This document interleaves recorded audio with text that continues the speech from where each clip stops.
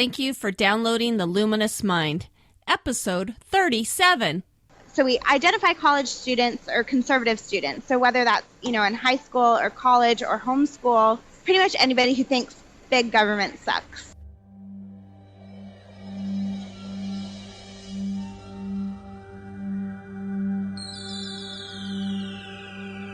Benjamin Franklin once said, "Do not curse the darkness, rather light a candle instead."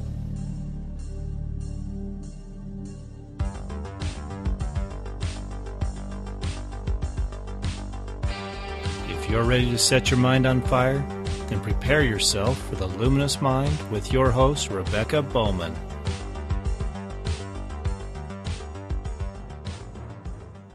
Today's fire starter is Bree Binder. She was born and raised in California and then moved to Texas in 2007. She attended the University of Texas in Arlington to double major in public relations and advertising. In college, she fell in love with politics after working on campaigns in college. Her hobbies include painting, yoga, and decorating. She's part of Turning Point USA because she wants to change lives and influence the college campus political scene. She'd love to have dinner with Megyn Kelly because Bree thinks she possesses great style and grace. Welcome, Bree. How are you doing? Hi, I'm doing well. How are you? Great. So Megyn Kelly, is she on Fox News? Yes, I think she's fantastic. I don't watch Fox News enough, but I'm like, okay, I think that's where she comes from. So. Yeah, she has her own show. I just think she's the epitome of grace, and she asks really hard-hitting questions, and I would love to sit her down and have dinner. I don't know. That would be really fun. It would be. Great. So do you want to tell us a little bit about yourself? Yeah, sure. So kind of like you mentioned in my bio, I was born and raised in Los Angeles, California. My grandparents, my mom and dad, everyone in my family was liberal, and so I was raised by this very indoctrinated sense of politics. And I always wondered, why we fought, and I realize now it's because I was actually really conservative. So I somehow ended up at University of Texas at Arlington, where I graduated double major and started a really awesome career in advertising and PR because I wanted to advocate for things that I just felt, really passionately about, and I thought that would be the most fun way to do it. So I worked there for a year and a half and realized it's completely opposite of what I was thinking. And so I stopped working there, and politics had always kind of been on my mind. So I tried my hand at working on a campaign. I worked for a state Senate campaign, and we lost. But I've always had really great respect for politics. Great people just advocating issues that really matter to them and their communities and just trying to do everything in their power to do it. And I was just frustrated with how America is right now. And so I decided to give it a go. So I found Turning Point USA. I really like it because we're helping students kind of combat that liberal narrative on, whatever their campus is. And we're just really helping shed some light on civil liberties and just empower students like that. Great. So do you want to give us an overview of your mission and your objectives? That would work. Yeah. So, sorry. Yeah. So our mission, we basically identify college students or conservative students. So whether that's, in high school or college or homeschool, pretty much anybody who thinks big government sucks. And we empower them and we educate them to, hey, this is what's really going on in the world, and this is what's actually happening. And we empower them. We have a columnist program on our website where they can be published authors, which is really awesome, especially for homeschool kids. How often do they get the chance to be published writers? And then we also organize events. So whether that's, getting a homeschool community together or a college campus community together or high school or anything like that, we will do professor debates, or we'll host speaking events, or we'll give out, some of the publications that we do so that they can be empowered and organize these things. And then we also give them opportunities to go to conferences all over the world. So at the end of the month, we're sending over 100 students to a conference called CPAC. And it's one of the largest and most prestigious political conference in America. Uh-huh. And we're sending over 100 students, pretty much paying for everything. We're giving them like a $300 travel voucher, free admission into the conference, free lodging, just about everything. Great. Yeah. That is great. So how do you educate the students on the fiscal responsibilities, limited government, and free market? I mean, why is that so important, do you feel? It's really important because there's such a neglect when it comes to professors and typical schooling teaching those things. You know, they kind of teach about it, but it's so indoctrinated with liberal bias that it's really, you're not getting the real picture of things. So we advocate it in a way that really, really resonates with young people. So, you know, we identify millennials and students who might not agree with us socially on issues, but fiscally they're really, really conservative. Yeah. And so we're trying to find them and just seek them out and say, hey, do you like it when, you know, you have to pay over $925,000 back to the U.S. government because you're a student? Like, 9 times out of 10, it's probably not, right? Yeah. So you really talk to them about basically what they're on the hook for as far as paying for different social programs. yeah, definitely. Because your demographics of students, you know, we're trillions of dollars in debt now. It's like 18 trillion and it changes like by the minute or the hour. It's crazy. Yeah, and that you will be responsible for paying for that. So, yeah. Yeah.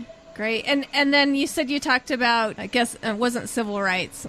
It was Fiscal responsibility, free market, and civil capitalism. liberties. Civil liberties. Anyway, so you talk about civil liberties. What do you talk about with them on that? We just try and find people who really, really love everything that America was founded on and, you know, just want to advocate for, you know, everything that America stands for. And you'd think it's not really hard to do. I think you guys are located in Utah. You know, there's a pretty conservative movement in Utah. It was great visiting you guys there. But, you know, even in parts of Texas and in California, conservatives are far and few to find. And so when they see, you know, big government sucks, they're Turning Point USA and all of our fun posters and buttons and stickers, you know, they're almost relieved. And so it's a comforting thing for them, I think. And with civil liberties, you're talking about like their Fourth Amendment rights of being able to not be spied upon by the government, or what are some of those types? Yeah, so our biggest issue, at least that I've found, that students really get excited and, well, first they're shocked and like amazed that the government's even doing this, and then they're excited that we're doing something about it, is the NSA reading your emails and text messages, and they have this whole, you know, account for you. And that's a government-run agency, and so students don't necessarily know that, right? Yeah. So when I'm like, hey, how do you feel about that? They're like, oh my God, they're even doing, that's crazy. Like, that's such an invasion of privacy. So we're really, really advocating, you know, and identifying students who just want to take their liberties back, you know, take their Fourth Amendment right back and advocate for it. That's great. So how did the Turning Point for the USA get started? Turning Point for USA get started? Yeah, so this is a really cool story. So my boss, his name is Charlie Kirk.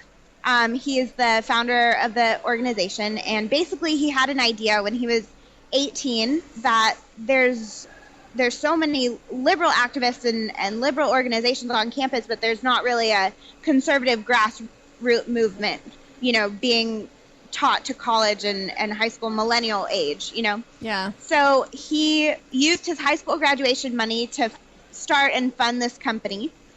He's now 21 years old, so still really, really young. Yeah. And just in that short amount of time, we went from like an idea to being in all 50 states on over 700 or 800 college campuses now. And that's growing every single day. That's awesome. So it's, how do you go about setting up if a college, you know, a young person decides to start one of your chapters? How can they go about doing that? So that's another really great thing that we provide. We just hired, I think we went from 5 full-time staff to 25, like, over winter break. And we're taking that from 25 to over 150 by next fall. Oh, so wow. pretty much we'll have one. Our goal is to have one in every state. So you'll have access, if you are a college student or you're a young person who wants to get involved, you'll almost 9 times out of 10 have a full-time staffer in your area. And if not, they'll fly one out, like they flew me to Utah. And I can help you get started. Great. And you, the whole point of that is to be able to just have a presence on campus so that kids can learn about free markets and stuff like that? Or what's the idea behind having a chapter on a college campus or high school? Yeah, so it's just, again, that camaraderie and that comfort knowing that you're not the only one who thinks that way. Yeah. It's really hard to, I do it all the time because I'm paid to do it, but to go on a college or high school campus wearing a shirt that says big government sucks or, Reagan and Bush, for 84 or 85, whenever they ran, something like that, like you'd get the weirdest looks on most campuses. Yeah. It's comforting to have that group of students who think the same way you do and who feel the same way about certain issues. And you can kind of just, instead of blowing up your Facebook page or Twitter or anything like that, you can kind of just talk to your friends about it. That's great. Before we go on, let us take a minute and hear about our sponsors. Hey, fire starters, this is Mark, producer of The Luminous Mind. If you're like me, the thought of going out to the store and shopping is enough to make you want to crawl in a hole and hide. If that's you, then do your shopping online through Amazon. Just go to theluminousmind.net, click on the Amazon link, and shop away. Also, most of the books and resources that Rebecca and her guests discuss can be found on our Amazon links as well. Again, if you're like me, you have already accidentally signed up for Amazon Prime. So most of those purchases should have free shipping as well. Good luck! Now I've got to pay off some of the boys.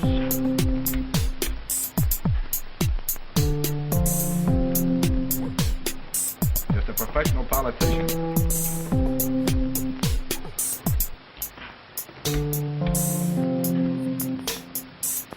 I took Mrs. Spencer's case against the mortgage loan syndicate because she had no money, and they were trying to take her property. That property Welcome was back to the everything she had in the Luminous world. Mind with Bree, Binder, have a and the feeling they're Turning about ready to Point wake up. USA.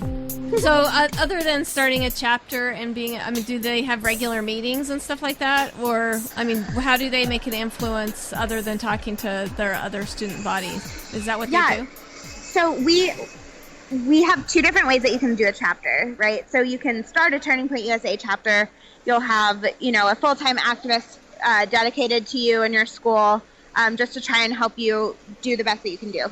Another way that you can do it is by starting a free market alliance group. So that, let's say, you're an already affiliated organization and you just want material to use while you're on campus and you don't really have anything to do activism with. Uh-huh. So we'll send you free materials from our organization. So booklets, pamphlets, posters, stickers, buttons, and you'll just have kind of a game plan of what to do for the semester. Great.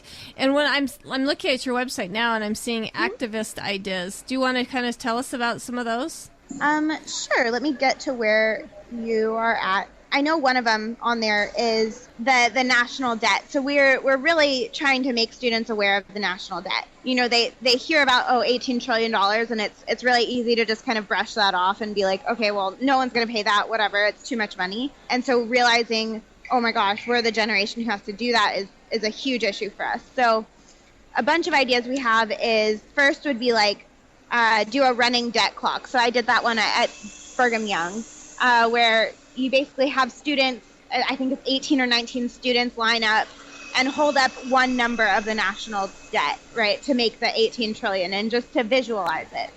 And that's really impactful for students. Another thing that we do on the national debt is we'll have like a cake with the national debt on it, and we'll get plates and napkins and forks and things like that and bring it to campus and cut off pieces of the national debt and hand them out to students, right? Oh, wow. So really unique, fun things that maybe you won't think about. Yeah. I know that the chapter at UW-Madison did The Walking Dead, so kind of a take on The Walking Dead, the TV show. Uh-huh. So they dressed up like zombies and held up their student debt around their neck. I think that made that might have made national news. Oh, that's funny. Yeah. So we're really creative, and we're doing things in ways that students get excited about. Yeah, you know? I'm looking at your healthcare games. Can you tell me about that one? Oh, that was a really, really fun one that we just did. So we launched a booklet, or we published a booklet, and we published like 10,000 copies of it. It basically talks about why the Healthcare Administration and the Affordable Care Act is really, really bad for healthy young people. And so we kind of modeled it after the Hunger Games. And so we printed out all of these issues, and we went to all these theaters in our areas and put them on all the seats. And so people were so excited and thinking, oh, this is about the Hunger Games. And then it was talking about the Affordable Care Act. And and it was really fun. Yeah, because in all reality, young people are paying the bulk of the health care because you guys are the healthiest, but yet we're, making them sign up for that. So, And then also I noticed your free speech wall. What is that about? Yeah, so that's a really, really easy activism thing for people who might not be as involved can do. So you can take like a whiteboard or a chalkboard or even poster board and go onto a campus and just say, hey, why don't we celebrate our freedom of speech? And you can write whatever you want on this wall, within reason. But it's super easy, and we pass out pocket constitutions. I think the Heritage Foundation provides those for us, one of our partners. And yeah, it's a lot of fun. It gets people really excited. They're like, wait, I can write anything I want? And I'm like, yeah, it's freedom of speech. You can say what you want. That's pretty cool. That's awesome. And then I noticed, too, that you do professor debates. Yeah. So I think we're going to try and host one sometime this semester. At least I'm personally going to try and host one. And we take a really, really liberal professor, someone who's actually like indoctrinating these students with this bias. And we get a really conservative professor who's actually talking about, how big government harms young people. And we'll get them to debate each other on campus. And we'll invite a bunch of students. We'll bring like sodas and chips and snacks so that they can have them and just make it really, really a fun event. That's awesome. So yeah, great. So I noticed you have quite a bit of literature. Can you just get online and download that, or do you have it sent to you, or? Yeah, so you can contact me if you want like a PDF contact.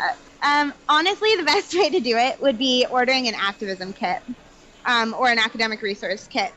And basically, we'll send it to you. Everything's free. We'll send you books and our newspaper and stickers and buttons and probably a shirt. Yeah, and just get you all set up with our stuff. Now, there's a lot of different pamphlets. There's our Capitalism Cures. And, that promotes all the good things about capitalism and does it in a fun way. I think there's like a giant picture of Bono in there. Just some fun stuff. Yeah. And then also how to debate with your teacher and win. Mm-hmm. So do you recommend them doing that, standing up for their beliefs like that and just debating your teacher? Definitely. I'm such a huge advocate for that. I think students, even conservative students, are turning into these people who just sit there and don't stand up for what they believe in. And they're just like, okay, well, I'll memorize whatever they're trying to teach me and I'll just pass the test and it'll be whatever. Yeah. And they don't stand up for themselves and they're afraid to say what they believe. And so we're a huge advocate for, do it respectfully. Don't be rude about it or anything. But there should definitely, if you're teaching a liberal idea, you should definitely have a conservative argument against that too. Yeah. Well, and they might be scared because they see the teacher as he has a lot of power over your life, or she has a lot of power over your life. And so that can be pretty intimidating. So that's awesome. How have you seen your products benefit students most? So I actually I work with an awesome student activist at the Sam Houston State University, and I was there helping her out. We had one of our partners there as well, the Leadership Institute. They're great. And she sent me this text message after just thanking me for everything that I've done. And honestly, I'm a very bubbly, upbeat person. I love what I do. I have the best job in the world. And to hear them just personally thank you, and students don't take time to do that anymore. They're busy and they post on Facebook, and that's their main, goal. And so to just have them reach out and just say, hey, you changed my life and I wouldn't be getting these opportunities without you. It's just amazing. That is great. And so, that is awesome. Yeah. So what are some of your long-term goals then? Long term, I guess just growing the electorate. We really, I think there's millions of people turning 18 each day, and those are new voters, right? Yeah. So we want to go and register them to vote. And some students, the voting laws in Texas are really intense. You have to be registered in the county that you live in and vote in the county that you're registered in. Wow. And Texas has like a bajillion counties. So just informing them about that, making sure they are registered to vote, making sure that they're voting and telling them the pros of voting and why it's so important to express your opinion and give your vote, Yeah. Have you seen a lot of success with students voting after you've been able to help them with that? Yeah, so a really cool thing that we did last semester was they sent a bunch of us to North Carolina for 3 weeks to do voter registration. And so I think we only had like Sundays off. So it was like 15 or 16 days that I was there. And we registered 2,500 students, all conservative. And as a result of that, the conservative candidate won in that state. So we're just seeing it all over. We're headquartered in Illinois. Illinois has a conservative governor now. So I think it's just, if you advocate for something and you find students who are passionate about it, change is almost bound to happen. Yeah. You're not necessarily picking a political party, right? You're picking more of like what they're going for. So do you encourage your voters to vote for like third-party candidates, or do you just mostly stick with the two-party voting? We're actually nonpartisan, so we just advocate for ideas. Granted, the ideas that we advocate for are more conservative leaning, but all of our material, all of our speeches, all of our conversations with students are all nonpartisan. Okay. So we're not advocating for a party or a candidate. It just so happens that that's kind of the result. Yeah, exactly. Alrighty. So what changes would you like to see in the world then? Oh, man, definitely new leadership. I think our message was very well received in the midterm elections, and America's benefiting from that greatly. And I would definitely love to see, personally, not on behalf of Turning Point, I would love to see a conservative president. Yeah. Do you have any picks? I'm just curious. Not just yet. I really like a couple of the candidates, but I haven't narrowed it down just yet. Oh, okay. What about? I would love it if Nikki Haley, the governor of South Carolina, ran, and I'm heartbroken that Mitt Romney is not running. I love him. But that's okay. He's a good man. That's great. So what parting advice do you have for our listeners then? Get involved. You can get involved really, really easily and at no cost to you. We might send you like an email or two, myself personally or Crystal or any of our office staff would send you an email just letting you know all the cool stuff that we're doing and how we're changing the world. But everything's free. We'd love for you to get involved. Our website's turningpointusa.net. You can check out our 10-week-long program that we've been doing on the college campuses at biggovernmentsucks.net. Or you can follow me on Twitter at Bree Binder, and there's 3 R's on this. But yeah, we'd love to get you plugged in. Well, thanks so much for joining us today, Bree. It's been fun talking to you. Thank you so much. Thank you for listening to The Luminous Mind. If you're a student who wants to have a voice in programs that you're paying for, go to our website, theluminousmind.net. Find information on Bree Binder and the Turning Point USA in our show notes. Also, like us on Facebook, follow us on Twitter and Google+. Get our audio content by subscribing in iTunes, YouTube, and Stitcher. Tell us what we can do to help you. We want to continue to light minds on fire and change the paradigm of education.